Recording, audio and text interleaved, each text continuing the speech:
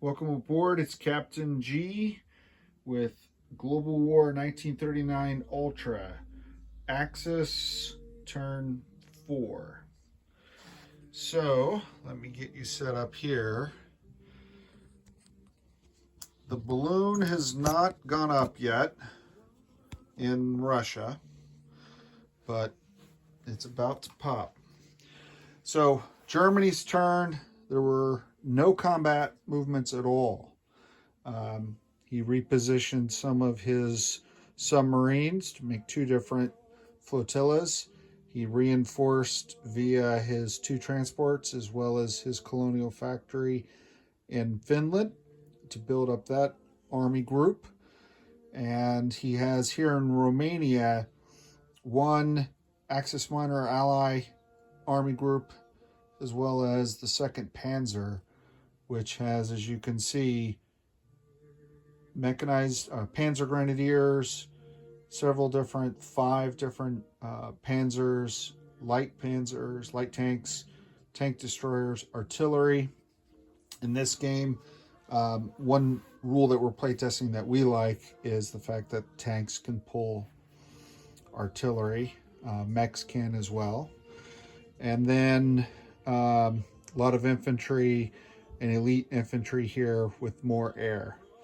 He added military bases in Warsaw and East Prussia, or Ebling, I think it's called. So he can produce one infantry per turn right there on the front. So Germany really consolidated. Before that, I guess, I'm used to Germany going first and then Italy later, but technically Italy's third turn, they went first. They did some amphibious landings unopposed to capture Crete and Corinth Island there. And then they brought over reinforcements into here as they closed their grip around Cairo, where the British 8th Army is consolidated. They're turtling up for now until they're ready to go. So nothing significant. Just the unopposed combat there for Italy, reinforcing there for Germany. Definitely going to expect the German army and Luftwaffe to strike into the Soviet Union next turn. So turn 5 will be a big one. Also on turn 5, if you look at the Pacific, and that's good because you can see all the territories. Japan had a few combats, so they struck out from 5 infantry, 5 artillery that were here. CCP had spread out, captured some territories unopposed, and then pulled back. So this force moved up. They walked into these open territories, sort of building the newest Great Wall of China, and they captured Szechuan. So they've closed the Burma Road.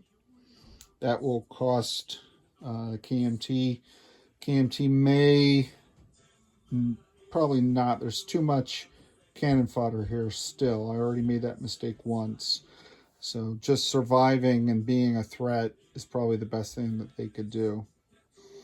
So he did that, and then all of his naval transports, all of his destroyers that were here, you notice they emptied this out. And down here in Siam, with the 5th Area Army, is it within camera? Here we go. I'm out of SNLF sculpts, so I'm using Japanese Marines to essentially be the same thing, but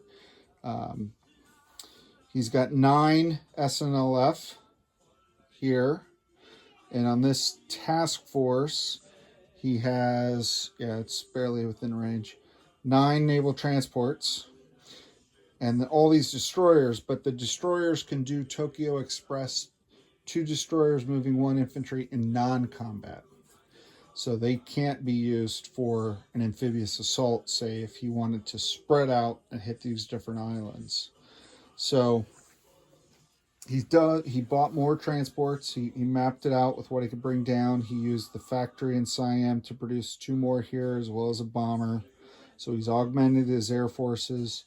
He's maximized his naval transports. He's got 9 here, 9 Marines, so that's 9 other units accompanying them, whether it's infantry or artillery or the tanks. Plus, he doesn't need to move by sea to just walk down into Singapore, and the fortification here protects against an amphibious assault, but not a land invasion, true to history. So he will strike next turn. If he doesn't strike on turn 5, he loses his Tora surprise strike ability. So he will be using that to the detriment. So what I've got to do is figure out what I can do from blockers to keep him away from going into Calcutta.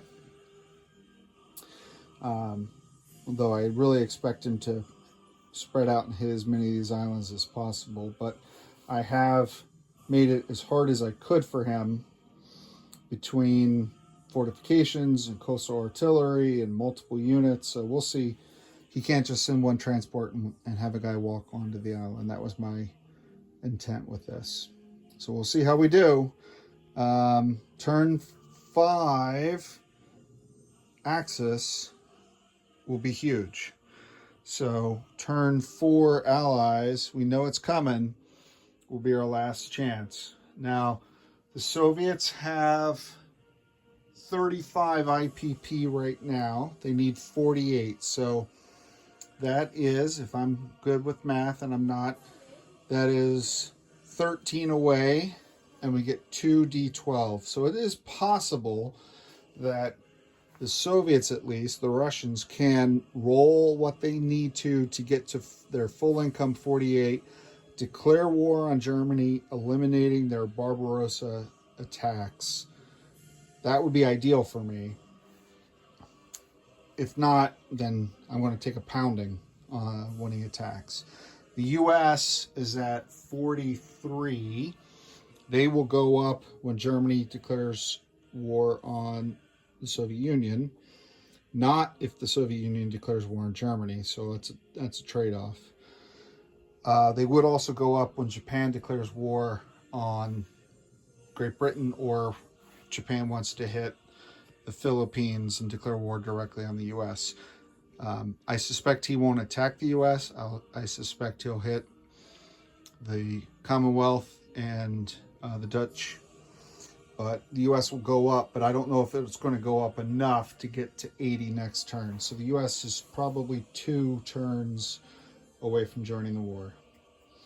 So we'll see. But next up, this weekend, whether it's tomorrow or Saturday, which is Eggman's birthday, we'll do the Allied turn. We'll post that for you. And then Crucial Turn 5 in our playtest of Global War 1939 Ultra for Eggman. This is Captain G, over and out.